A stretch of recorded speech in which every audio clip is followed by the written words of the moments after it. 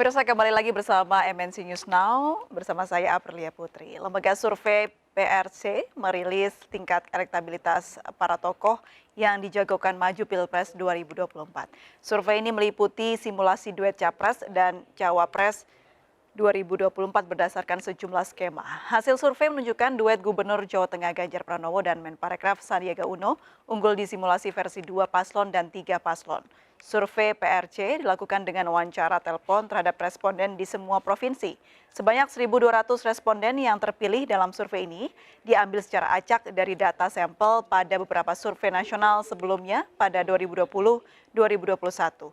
Sebanyak 10.323 responden pada 5 survei sebelumnya yang tersebar secara proporsional di setiap provinsi menjadi basis populasi dengan mempertimbangkan kontak telepon tersedia.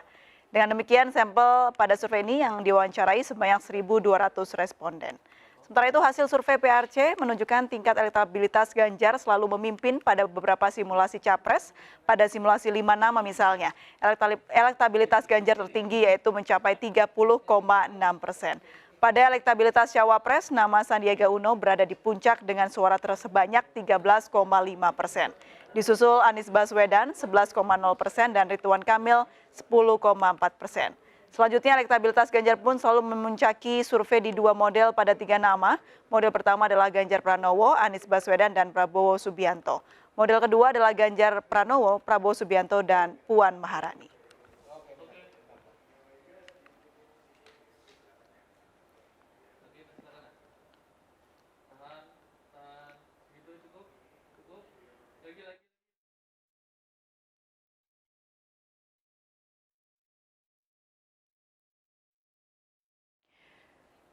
Dan pemirsa, untuk membahas mengenai survei terbaru dari PRC, sudah bergabung melalui sambungan Zoom Mas Rio Prayogo, Direktur Eksekutif PRC, dan segera bergabung juga bersama kami, Dede Prayudi, Wakil Ketua Umum Teman Ganjar. Selamat sore, Selamat Mas Rio. sore, April. Baik, Mas Rio, terima kasih sudah bergabung bersama kami. Mas Rio, bisa dijelaskan analisa dari PRC ini apa saja hasil dari survei terbaru? Baik, terima kasih ya. Pertama, survei ini untuk memotret gitu ya, memotret perkembangan terbaru dari proses atau apa namanya fragmentasi polarisasi di grassroots ya, di masa di bawah begitu ya. Nah, ada 3 temuan menarik yang kita dapatkan dari survei kali ini. Pertama adalah Ganjar Pranowo dan Anies Baswedan itu mengalami kenaikan elektoral gitu ya. Namun kemudian temuan kedua, kenaikan Ganjar dan Anies ini belum belum bisa melampaui dari survei-survei sebelumnya. Anies belum bisa melampaui kenaikan Ganjar Pranowo meskipun sama-sama naik begitu ya. Nah, yang ketiga tentang penurunan tren elektabilitas dari Prabowo Subianto ya, dari 6 kali kita survei itu juga mengalami penurunan yang cukup signifikan sampai pada level yang terakhir ini sudah pada level tersebut ya, ada di level 17,9% dalam simulasi top of mind. Dan yang ketiga yang paling menarik juga adalah yang belum menentukan pilihan 20 bulan sebelum Pilpres tahun 2024 nanti itu sudah di angka 16%. Artinya pemilih ini sudah semakin terfragmentasi, mereka sudah kami yakini memiliki pilihan yang cukup kuat ke masing-masing figur yang saat ini sedang banyak dibicarakan oleh publik. Begitu, April. Baik, Mas Rio, yang menarik adalah kenaikan elektabilitas Ganjar dan juga Anies meskipun tidak terlalu signifikan.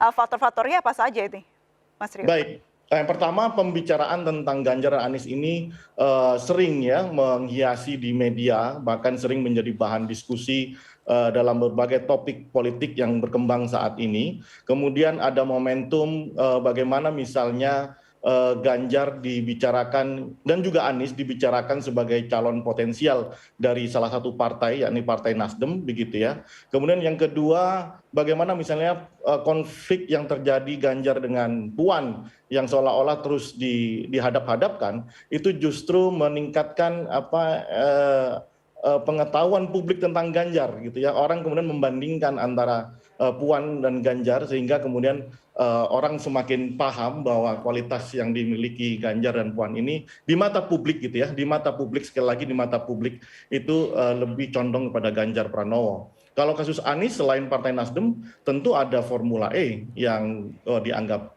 sukses oleh publik. Itu yang menaikkan elektabilitas dari kedua tokoh. Sementara Prabowo nyaris pembicaraan itu kan antara iya atau tidak, atau maju atau tidak. Nah, publik menunggu soal keputusan itu, gitu ya. Meskipun di internal partai mereka di Gerindra, mereka berkomitmen untuk mendorong Prabowo untuk maju dalam Pilpres. Tapi kan keputusan sikap dari Prabowo sebagai ketua partai itu belum ada sampai saat ini, sehingga luput dari pembicaraan utama publik sebagai calon presiden, begitu.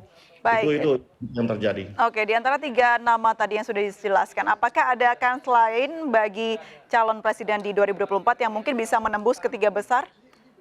Rasanya sudah sulit ya. Saya mau jelaskan bahwa Ganjar Pranowo itu sudah pada angka 30%-an ya di simulasi 5 nama. Nah, angka itu adalah angka yang belum memang menyentuh angka psikologis kemenangan sekitar 35%, tetapi setidaknya melihat tren kenaikan Ganjar, maka ini akan terus akan mengalami kenaikan. Nah, untuk menyodok lain mungkin di peta Pilpres atau peta capres agak sulit ya dari 3 nama tersebut. Kalaupun ada, itu akan ada nanti menjadi variabel pembeda itu di calon wakil presidennya, April. Menurut saya seperti itu. Baik, jelang Oktober Gubernur DKI Jakarta akan lengser, Anies Baswedan, apakah ini akan mempengaruhi juga bagaimana gerak dari calon presiden yang akan berlaga? Tidak hanya Anies tapi juga Ganjar juga akan selesai masa jabatannya. Ini apakah berpengaruh, Mas Rio? Banyak orang mengatakan bahwa setelah mereka tidak lagi menjabat, itu akan mempengaruhi tren elektabilitasnya, seolah-olah tidak punya panggung, begitu ya. Nah, ini kembali bergantung kepada figurnya, ya, kepada figurnya apakah masih mampu mengelola atau mengkapitalisasi isu Pilpres ini dengan baik atau tidak. Kalau dia tidak memanfaatkan instrumen-instrumen media campaign atau sosialisasi secara masif, maka panggung itu benar-benar akan runtuh. Dan tentu pembicaraan di media, di publik terhadap 2 figur ini akan melemah. Tapi kalau bisa dia mengkapitalisasi berbagai kesuksesan, prestasi maupun aspek lainnya tentang keberhasilan dalam menjalankan sebagai kepala daerah, saya rasa tren kenaikan itu akan terus terjaga. Apalagi misalnya partai-partai politik sudah semakin dekat dengan mereka. Ini yang menambah tone positif dan semakin meyakinkan grassroots bahwa 2 figur ini memang akan bertarung di dalam Pilpres. Begitu, April. Baik, kira-kira kalau dari datanya di lapangan, yang bisa menduduki posisi paling atas siapa ini, Mas Rio, untuk bisa dekat dengan pemilu 2024 nanti? Sampai detik ini Ganjar Pranowo, gitu ya. Kenapa? Ada alasan geografis misalnya. Ganjar ini identik sekali dengan pemilih Jokowi. Contoh di Bali. Ya, coba kemarin itu kita rilis, kita bedakan bukan lagi per provinsi tapi per pulau karena kita melihat karakteristiknya. Jokowi kemarin itu kalah hanya di 2 pulau, yakni di Nusa Tenggara, ya NTB dan Pulau Sumatera yang menjadi basis dari Prabowo Subianto. Hari ini 2 basis itu sudah bagi Prabowo. Ini juga penjelasan kenapa Prabowo itu mengalami penurunan. Karena basis-basis utamanya Sumatera dan NTB itu terbelah menjadi 2, menjadi ke Anies dan ke Prabowo Subianto. Nah, sementara basis Jokowi itu di Pulau Jawa yang notabene itu hampir 60% pemilih di Jawa, itu sekitar 37% itu memilih setia kepada Ganjar. Jadi ada kesamaan karakteristik pemilih di mana kemenangan Jokowi itu juga identik dengan basis-basisnya Ganjar Pranowo, begitu. Baik, ini juga menarik dari hasil survei yang dilakukan PRC adalah adanya hasil survei untuk simulasi paslon capres dan cawapres. Ini yang menariknya menurut datanya yang paling tinggi adalah Ganjar dengan Sandiaga Uno. Ya, ini kita akan telaah lagi seperti apa analisanya, namun kita harus jeda terlebih dahulu. Mas Rio, tetaplah bersama kami pemirsa di MNC News.